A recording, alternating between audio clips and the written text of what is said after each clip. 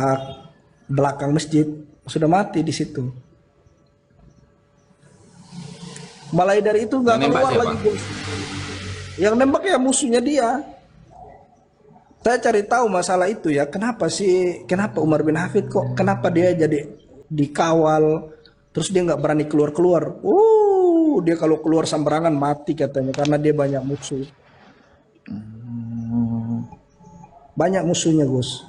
Jujur aja ya, itu ada kabar. Katanya nggak mempan mati. Mana ada orang rudal aja masih jauh tempat dia udah kabur mah apanya nggak kebal mati. Ini Ki Maudi, ada tuan muda coba belajar ke Kalsel cara menghormati para habaib Mas. Kalau tidak senang setidaknya tidak menjelekkan. Itu Ki Maudi, Kalsel Jo. Ketawa Maudi. Ayo kita ketawa. Kan kita orang Kalimantan Selatan ini. Lanjut cerita Tarim seru nih cerita Tarim ini. Terus lagi teman-teman ya, seperti ya saya itu kan suka yang aneh-aneh ya, datang ke Aden dari tahu tentang hujan susu juga. Ternyata di Aden itu teman-teman nggak ada sama sekali hujan susu. Yang ada? Yang ada hujan susu asli. Susu asli yang ada. Susu kambingnya pakai mokodam. Senangnya Gus Hasan hujan susu mah. Yang anehnya ya, yang anehnya itu Gus, dibilang di Tarim itu wali semua. Saya itu kan nginap di penginapan kan di Tarim itu, di Imaroh lah, bukan hotel, tidak pantas lah dibilang hotel. Kayak homestay lah. Itu pun AC-nya nggak ada itu karena mati listrik. Losmen kali losmen. Lagi turun sholat, Allahu Akbar, kita turun sholat kan. Orang lagi main ini, Gus, main gaplek itu. Main gaplek itu loh, Gus. Habis itu dalam hati saya, katanya ini di sini wali semua, orang ajan saja masih main gaplek. Gimana ini? Pulang dari masjid, orang masih main gaplek. Di Indonesia sudah ada gaplek itu. Ya main kartu, main gaplek itu. Iya. Makanya saya bilang kartu domino gaple. enggak, yang ada tulisan-tulisan Cinanya itu loh, Kang. Iya, paham. Paham. Makanya anak bilang, Itu hobi saya wali? itu. Gimana wali-wali ini kayak gini ceritanya? Orang sudah Allahu Akbar tapi masih main gaplek lagi. Wali murid. Sampai aku ini teman-teman, sampai aku terheran-heran. Ada kok wali kayak gini segitu.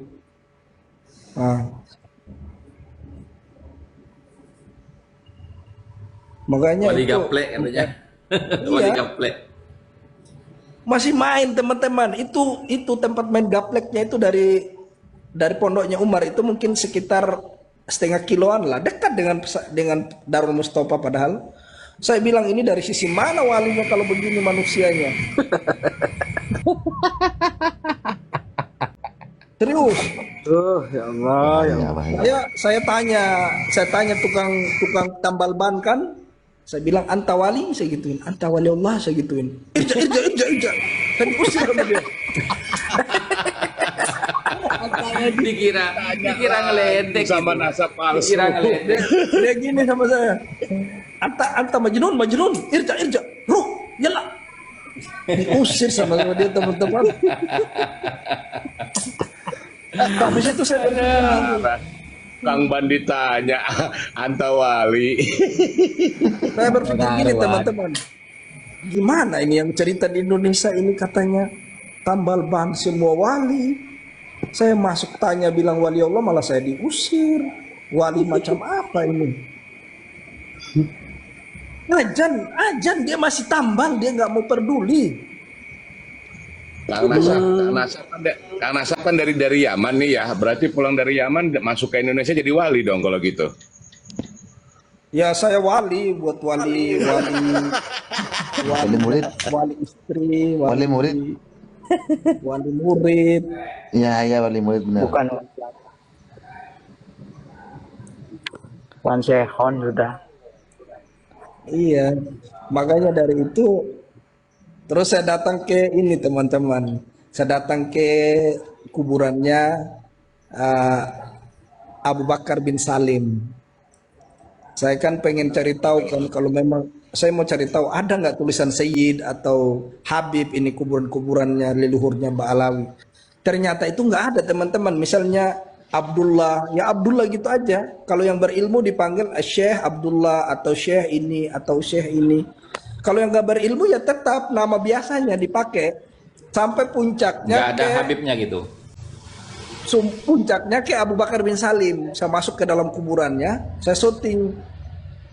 Kok nggak ada Sayyid, nggak ada Habibnya, ini gimana sih kuburan kan? Kenapa di Indonesia kok palsu? Benarnya semua Habib Sayyid ditulis. Saya bilang, saya pakai bahasa NTT sewaktu itu saya gini. Betul, bos. Sonde. Beda. Saya pakai logo Boh. NTT waktu itu mas. Saya ngomong gini mas. Betul kok Sonde Wali atau Kermana ini?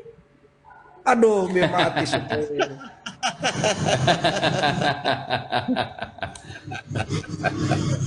Aduh Gusti. Dia bilang nanya ke orang TKW, dia bilang. Padahal Gus Hasan teman-teman yang lama terhadap nasab ini setiap hari mereka nonton sama saya. Jangankan TKW yang lagi pegang AK malahan ya Gus ya. AK-47 saya tanya. Iya, Lagi iya, iya, parah loh. iya. Dia nggak Kurang kenal apa sama lagi? Fakih Muqaddam, kenalnya si Abdul Qadir Jilani. Masa orang Tarim nggak kenal sama Fakih Muqaddam, kenalnya malah si Abdul Qadir Jilani. Itu yang namanya terkenal. Missing. Berarti ngedabrus semua yang ada di Indonesia nih. Dabrus teman. Saya bilang sama teman-teman ya. Saya bilang sama teman-teman ya tentang Tarim itu apa ya? Jangankan tempatnya Umar bin Hafid ya. Orang sekitar di Tarim sendiri, ulama-ulama Syafi'iyah yang mengajar fikih-fikih Syafi'iyah di masjid-masjid Tarim, itu setiap hari itu mereka saling hantam menghantam. Kalau ente nggak percaya sama saya, tanya, suruh naik santri Tarim di sini, suruh dia bersumpah mubahala sama saya. Mampus. Padahal Yo. corong toanya dia, toa masjid itu dekat dengan toanya pondoknya Umar bin Hafid. Mereka saling hantam. Iya. Mereka tidak setuju dengan pendapat Umar bin Hafid adanya pasir lah, adanya inilah. Ini lucu di Tarim itu teman-teman, nggak tahu saya dari mana mereka ambil asar, ambil bukti burhan, dari mana mereka ada namanya kuburan Hud, kuburan Nabi Handola lah. Iya itu. Mana itu? Bingung. Nabi Handola. Nabi Hud. Yang lucunya lagi itu kuburan itu dibikin pakai semen-semen kasih panjang gitu, disusun batu. Saya bingung dari mana ini kuburan-kuburan ini. Aneh-aneh loh teman-teman. Anu ya, karakternya memang pemalas ya. Karakter pemalas, tidak mau kerja tapi mau mendapatkan uang kali ya. Sehingga jalan cepatnya ya itu mungkin ya. Ini yang lebih parah ya. Yang Jadi lebih parah ATM. itu buat orang-orang tua mungkin yang pengen berangkatkan ke Tarim anak-anaknya ke Darul Mustafa ya. Saya itu di saat itu ketemu teman-teman yang keluar dari Darul Mustafa, dikeluarin lah, mereka pindah ke markis lain.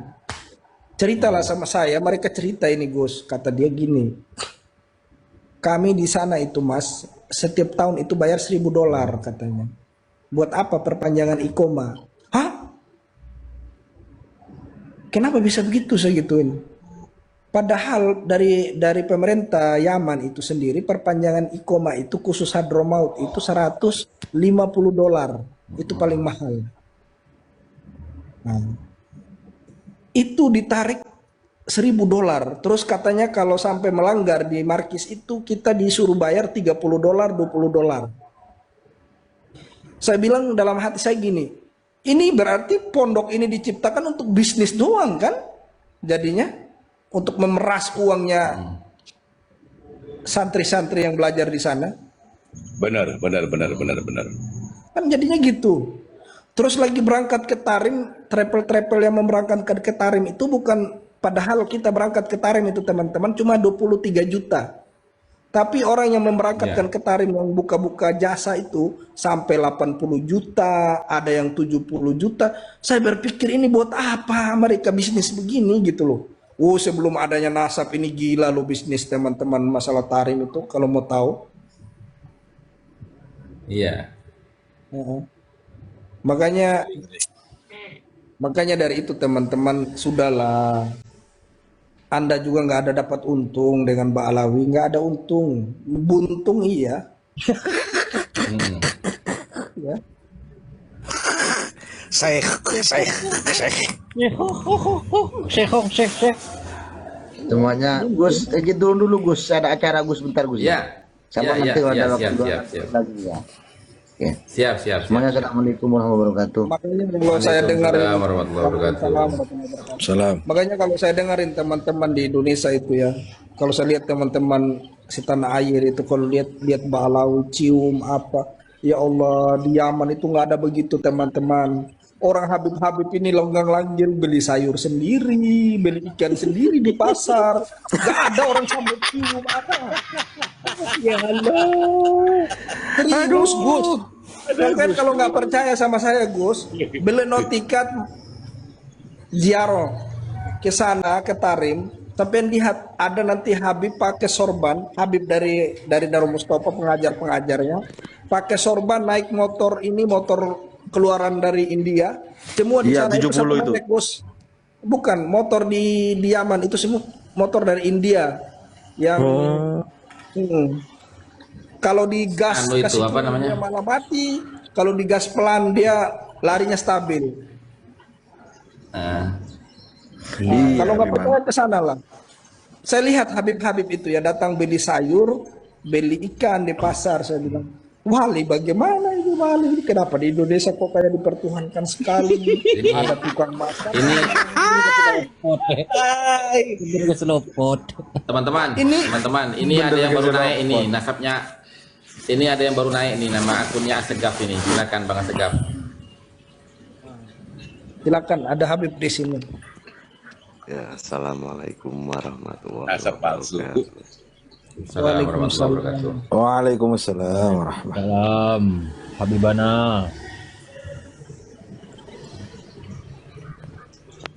Ya Habibana Asgar.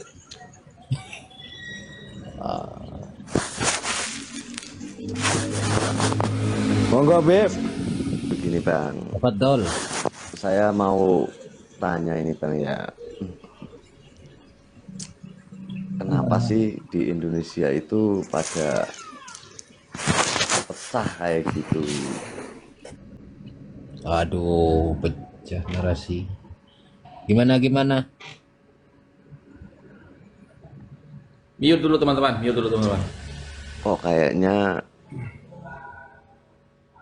Kok kayaknya pada itu ya, pada sebel banget sama Habib itu. Kenapa sih aslinya?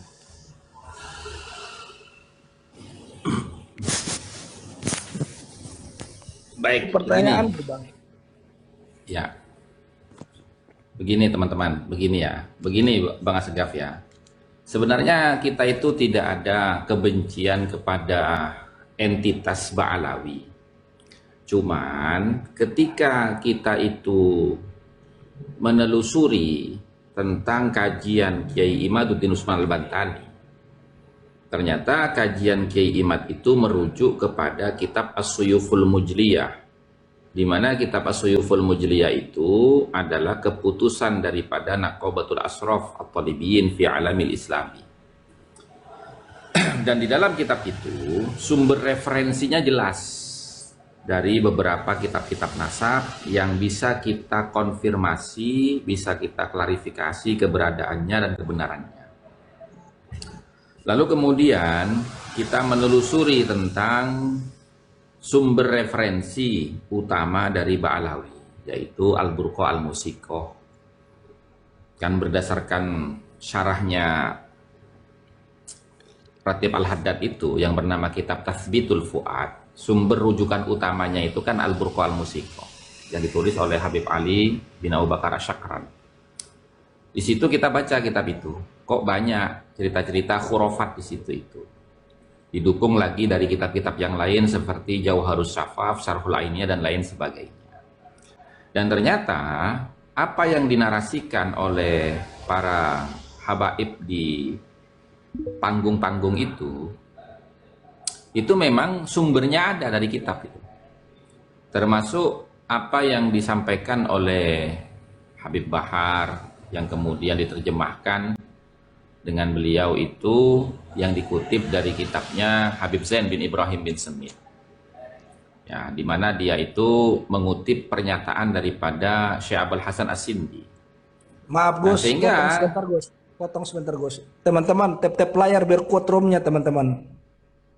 ya, sehingga kita itu membantah narasi-narasi itu berdasarkan akidah Ahlus Sunnah wal Jamaah, di mana akidah Ahlus Sunnah wal Jamaah itu menyatakan tidak semua kejadian-kejadian itu bisa dianggap sebagai karomah.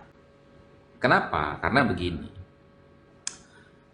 Jumhur ulama min ahli sunnah wal jamaah itu bersepakat memberikan syarat terhadap suatu kejadian untuk bisa dikatakan sebagai karomah. Bagaimana takbirnya? Yushtaratu lil karamati alla tukhalifan nususul qur'aniyah wal ahaditsan nabawiyah as-sahihah. Syarat untuk bisa dikatakan kejadian tersebut sebagai karomah tidak boleh bertentangan dengan nas-nas Quran yang sharih dan hadis-hadisnya Nabi yang sahih. Itu syaratnya.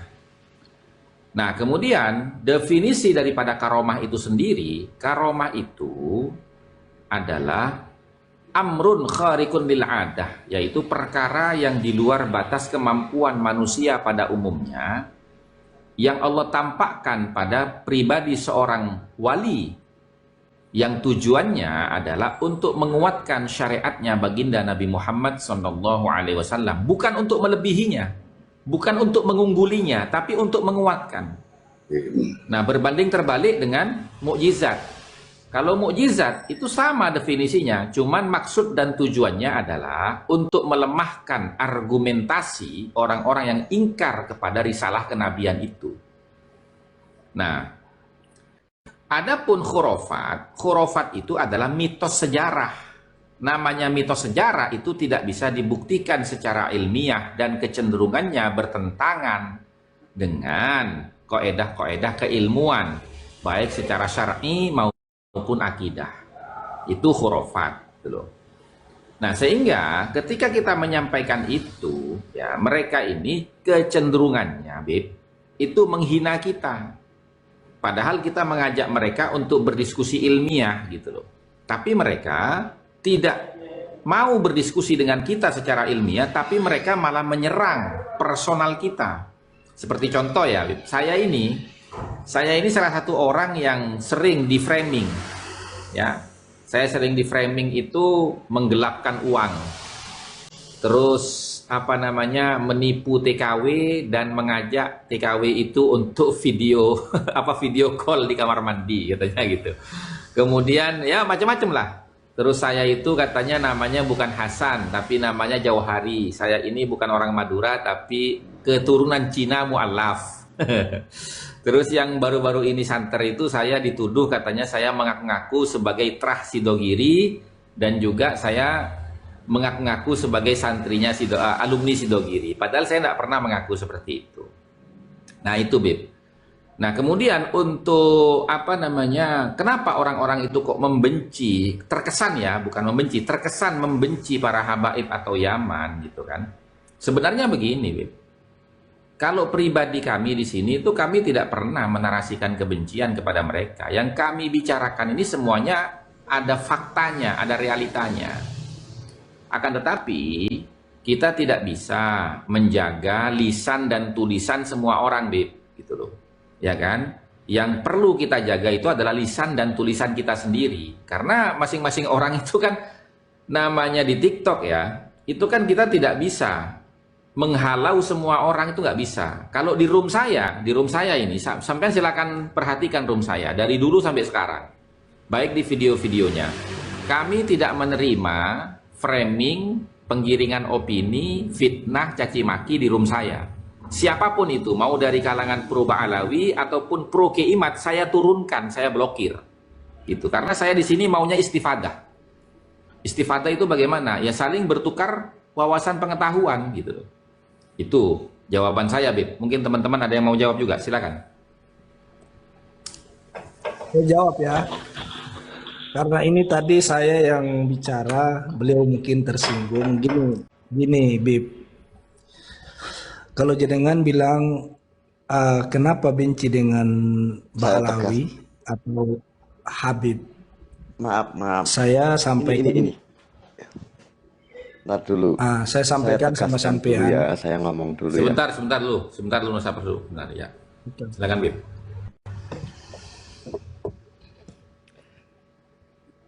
Saya ngomong dulu ya. Nggih. Saya bukan dari Ba'alawi. Itu yang perlu digaris bawah ya. Saya juga bukan dari Yaman. Saya itu netral gitu loh bahasanya. Tapi nama sampean Asyik Gafi itu, Kalau makanya dibilang orang panggilnya hostnya Habib. seperti itu. Iya, kalau nama saya emang iya. Tapi kan bukan dari Tarim atau Yaman. Ya. Yang perlu digarisbawahi, saya bukan dari Tarim maupun Yaman. Kalau nama saya emang iya. Yang tadi dikatakan hostnya itu kan katanya fakta sesuai data. Pertanyaannya gini, kenapa waktu mengklarifikasi di Bogor itu terkait masalah nasab, kenapa Imaduddin nggak datang gitu loh? Malah yang datang itu bocah-bocahnya. Kapan? Di Bogor mana? Di Bogor mana? Di Bogor mana itu? Di Bogor. Loh, gini. Kita pelaku Bogor, semua ya. di sini, Bib. Kalau nggak salah. Sebentar teman-teman ya. Jangan aja. Ini ya. Yang di Laladon Bogor ya. Kalau bicara Bogor nih berarti Laladon Bogor ya. Itu berangkat dari ya pernyataan Kiai Syarif Rahmat di TV One, di mana dia mengatakan bahwasanya Novel Bamukmin, saya siap bertanggung jawab untuk menghadirkan Kiai Imad dan Kiai Abbas dan juga teman-teman yang lain yang aktif berbicara tentang masalah polemik nasab, tapi kamu juga harus bertanggung jawab untuk mendatangkan Habib Lutfi, Habib Taufik, dan Habib Rizik. Nah, narasi itu didengar oleh Kiai Salim Laladon di Bogor. Ya. Lalu, apa jawaban dari Habib Rizik, Habib Taufik, dan Habib Lutfi? Jadi jangan mengatakan Kiai Imad nggak datang. Bahkan saya sendiri oleh Kiai Salim, ya, itu bisa diklarifikasi. Kiai Salim minta, Gus tolong dampingin Kiai Imad. Saya siap Kiai, dia bilang gitu. Fakta dan realitanya itu yang tidak datang itu mereka, bukan kami loh. Bukan kami. Kalau yang di Bogor ya, kalau yang di Bogor. Nah, kalau panjenengan bicara yang di Banten ya, kalau panjenengan bicara yang di Banten ya, begini, yang di Banten itu kita bisa lihat videonya itu, di mana panitianya Ustadz Imam Ibrahim itu menyampaikan klarifikasinya, di mana dia telah datang ke kantor Robito Alawiyah untuk mengundang Ba'alawi ya, yang ahli nasab di Robito Alawiyah untuk datang ke Banten berdebat dengan Kiai Imad tentang keabsahan nasab Ba'alawi. Apa jawabannya? Mereka tidak bersedia datang dan mereka juga tidak bersedia untuk mengirimkan delegasi perwakilannya. Lalu datanglah ke Kiai Imad, panitia itu mengundang Kiai Imad. Kiai Imad bilang, asalkan Robitoh mau datang, saya siap datang. Nah, karena Robitohnya nggak datang, maka Kiai Imad nggak datang. Tapi Kiai Imad lebih profesional menurut kacamata saya. Kenapa? Karena Kiai Imad walaupun tidak datang, sebab karena Robitohnya tidak mau datang, Kiai Imad tetap menghormati usaha ikhtiar daripada panitia dengan apa? Dengan mengirimkan delegasi perwakilannya. Gitu loh.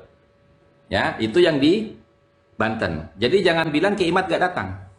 Kemudian yang ketiga itu di kantor Robito Alawiyah. Di kantor Robito Alawiyah itu ya, sebelumnya setelah dari Bogor, setelah dari apa itu namanya? Setelah dari Banten, itu Universitas Sunan Kalijogo di Jawa Tengah itu mengundang Kiai Imad dan Robitoh. Tapi Robitohnya tidak mau datang. Tiba-tiba sebelum hari H undangan daripada Universitas Sunan Kalijogo itu, Robito tiba-tiba mengadakan acara mendahului daripada undangan yang sudah ditentukan tanggalnya oleh Universitas Sunan Kalijogo. Kenapa Kiai Imad gak datang? Karena Robito Alawiyah di situ posisinya bukan sebagai pendebat Kiai Imad, tapi sebagai fasilitator. Yang berdebat dengan Kiai Imad bukan Mbak Alawinya, tapi Rumel Abbas, Wafi, Muhammad Nafis. Yang sama sekali mereka bukan Mbak Alawi, apalagi mewakili Mbak Alawi. Gitu loh. Nah, sekarang pertanyaan saya, Robito Alawiyah itu kan punya Maktab Daimi. Divisi Maktab Daimi ini adalah lembaga yang melestarikan dan mencatat silsilah nasabnya keturunan Alwi bin Ubaidillah. Artinya mereka ini adalah banom daripada RA yang diisi oleh para ahli nasab dari kalangan Ba'alawi. Mana ahli nasabnya selama ini kok tidak pernah muncul? Yang muncul kenapa Wafi, Idrus Romli, Rumel Abbas, Muhammad Nafis yang bukan Ba'alawi gitu loh. Itu kalau mau bicara secara fakta dan realita ya, jangan mengikuti framing gitu loh.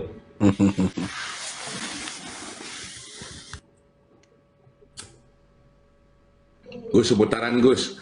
Kang Asegaf cuma mau nanya, Anda tadi bilang bukan Ba'alawi, bukan dari Yaman. Dengan nama Asegaf, itu sebenarnya siapa? Siapa apanya, Pak? Enggak, saya cepat penegasan. Karena setahu saya yang namanya Asegaf, itu kan sudah marga. Oh, dari Arab, Pak. Dari Arab, Pak. Oh, ada emang dari Arab namanya Asegaf? Ada. Nggak ada dong. Asegaf itu marga, Pak. Marga, setahu saya marga. Arab itu kabilah setahu saya. Jadi Anda Habib. Enggak, saya luruskan sebentar ya. Gini loh. Gini teman-teman ya. Gini teman-teman ya. Sebentar ya. Begini, Arab itu adalah suku bangsa. Arab itu suku bangsa.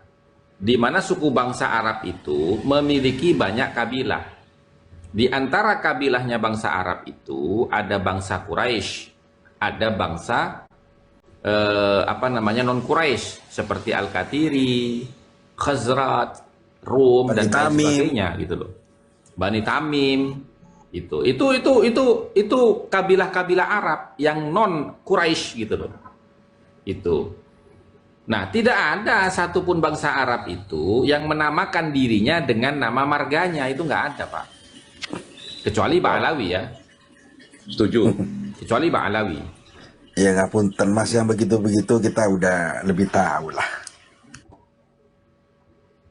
Ya, itu kan pandangan Anda ya. Begini, saya kasih analogi gini. Bukan Habib, tapi dikasih nama Habib itu boleh nggak menurut Anda? Loh, bukan Habib dikasih nama Habib. Bukan Habib ini apa maksudnya gitu loh. Contoh. Sekarang begini loh ya. Gini loh. Kalau gelar itu bukan marga, Pak. Yang kita bahas ini marga. Marga kok dijadikan nama. Kalau Habib itu gelar, Pak. Gelar itu bebas mau dijadikan nama. Bahkan ketika Nabi Muhammad itu baru diangkat menjadi nabi dan rasul, itu adalah raja Syam. Raja Syam itu yang pertama kali beriman itu namanya Malik bin Habib. Contoh, saya kasih contoh nih. Yang namanya Habib itu kan durian Nabi ya. Kata siapa? Nggak ada, Pak. Coba saya tanya ya sama sampean ya. Saya tanya sama sampean. Dalam kitab mana? Dalam kitab nasab mana? Zuriyah Nabi itu digelari dengan gelar Habib. Kitab nasab yang mana itu? Ini. Coba sebutkan. Saya bukan ahli nasab, jadi saya nggak bisa. Loh, saya tidak tanya Anda ahli nasab apa. Bukan, Pak. Kita bukan ahli fikih, tapi kita ngerti kitab-kitab fikih, Pak. Gitu loh. Kita bukan ahli nasab, tapi kita ngerti kitab-kitab nasab, Pak. Gitu loh. Gimana sih? Iya. Kok harus ahli nasab itu gimana? Gini Pak, kita itu bukan ahli Al-Quran, tapi ya bisa baca Al-Quran gitu loh Pak. Iya. Saya jelaskan dulu. Penjelasan saya. Suara alam Bukan ahli fikih, tapi saya cewek, Pak. Kalau nunggu cewek, nunggu ahli fikih, cewek nanti sampean. Oke, coba Bang Asegaf Ya, siap. dijelaskan Silakan, analoginya silakan, coba memang saya luruskan ya, kalau dari kalangan Bang Alawi Saya mau ngomong memang dulu ini. oke monggo. Saya ngomong dulu ya. Bukan keturunan Nabi,